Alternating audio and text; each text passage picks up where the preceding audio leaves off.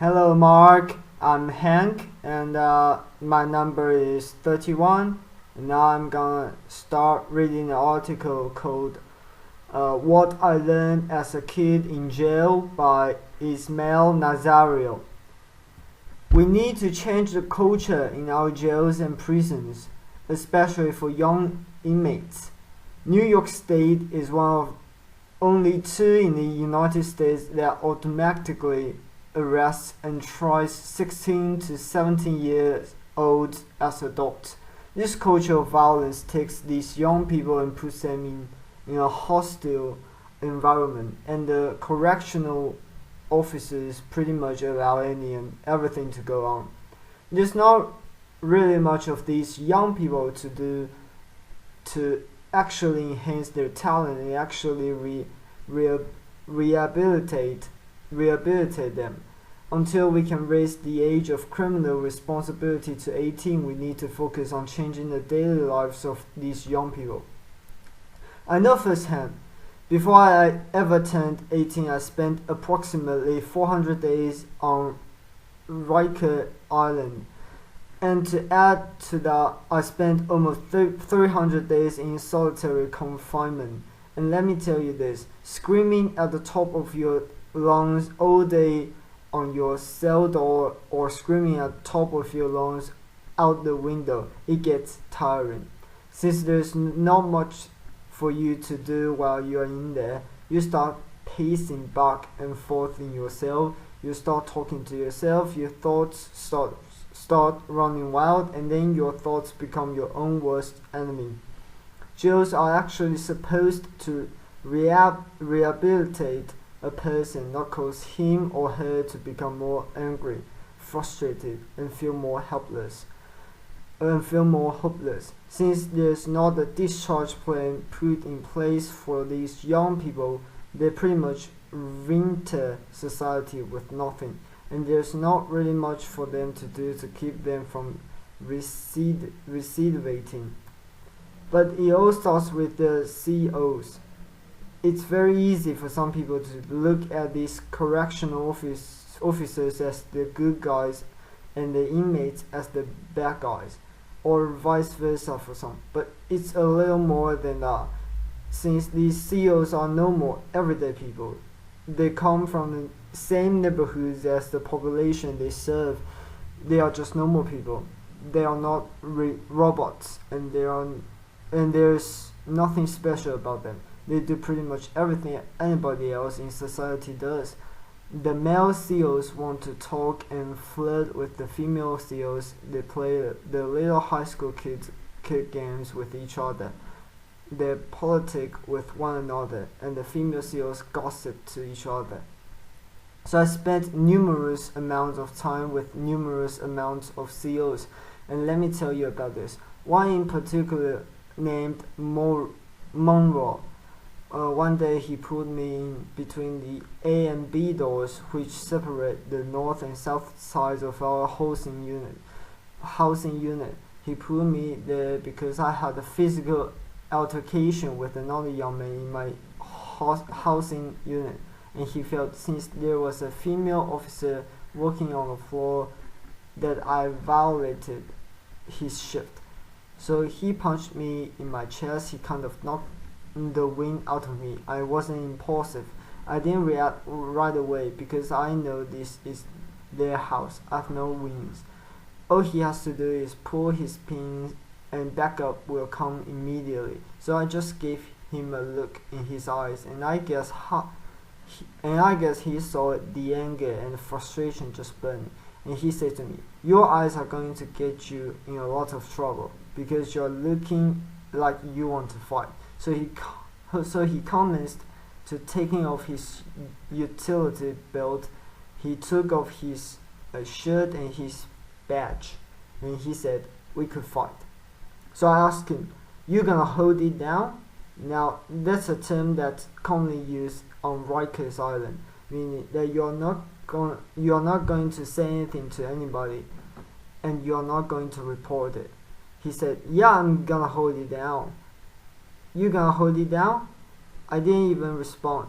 I just punched him right in his face, and we began fighting right then and there. Toward the end of the fight, he slammed me up against the wall, so while we were tussled up, he said to me, "You good?" as if he got the best of me. But in my mind, I know I got the best of him, so I replied very cocky, "Oh, I'm good. You good?"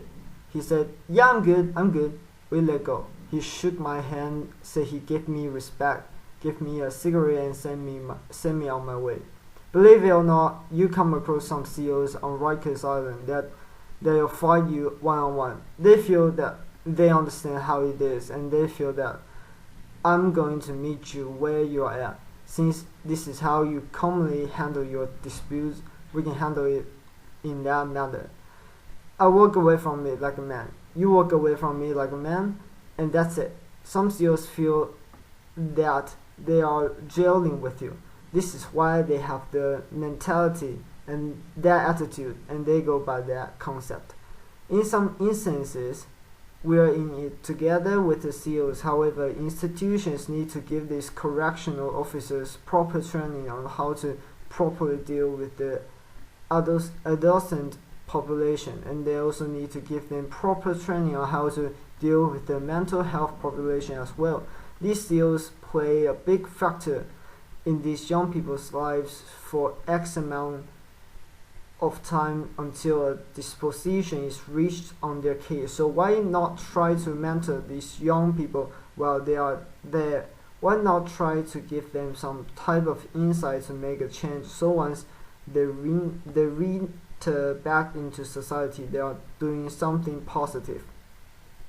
A society big thing to help our teens in jail is better programming. When I was on Rikers Island, the huge thing was solitary confinement. Solitary confinement was originally designed to break a person mentally, physically, and emotionally. That's what it was designed for. The U.S.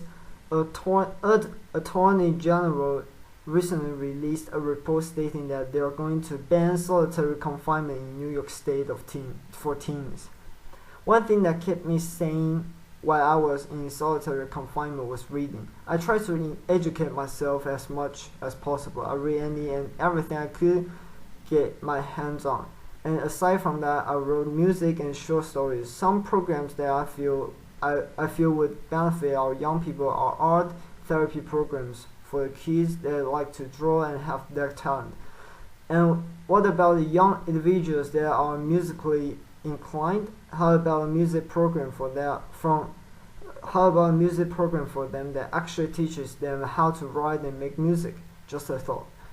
When adolescents come to Rikers Island, C-74 RNDC is the building that they are housed in.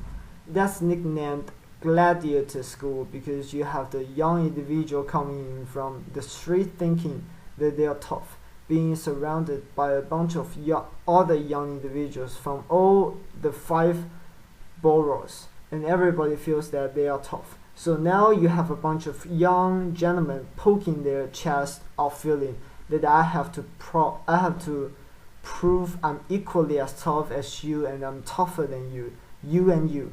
But let's be honest, that culture is very dangerous and damaging to our young people. We need to help institutions and these teens realize that they don't have to lead the previous lifestyle that they led when they were on the street, that they can actually make a change. It's sad to report that while I was in prison, I used to hear dudes talking about when they get released from prison, what type of crimes they are going to commit when they get back in the street. The conversations used to sound something like this. Oh, when I hit the street, my brother got this connection for this, did that, and third.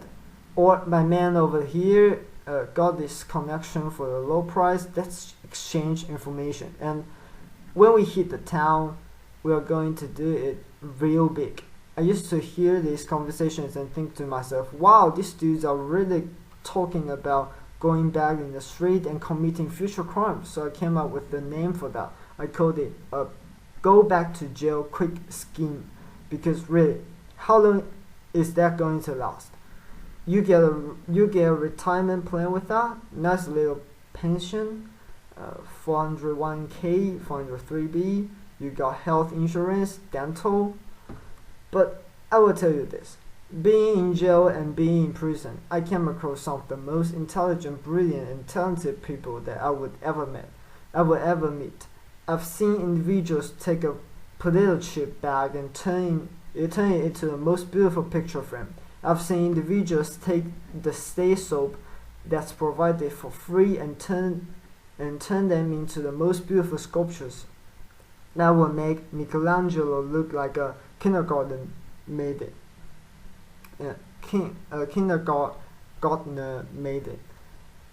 At the age of 21, I was in a maximum security prison called Elmira Correctional Facility. I just came out of the weight shack from working out, and I saw an older gentleman that I knew standing in the middle of the yard just looking up at the sky. Mind you, this older gentleman was serving a 33 and a third to life sentence in which he already had served 20 years of that sentence. So I walked up to him and I said, "Oh God, what's going on, man? You good?" He looked at me and he said, "Yeah, I'm good, young blood." I'm like, "So what are you looking up at the sky for, man? What's so fascinating up there?" He said, "You look up and you tell me what you see." "Clouds." He said, "Alright, what else do you see?" At that time, it was a plane passing by. I said, "Alright, I see an airplane." He said, "Exactly. And what's on that airplane?" "People." "Exactly. Now where's that plane and those people going?" "I don't know. You know? Please let me know if you do. Then let me get some lottery numbers."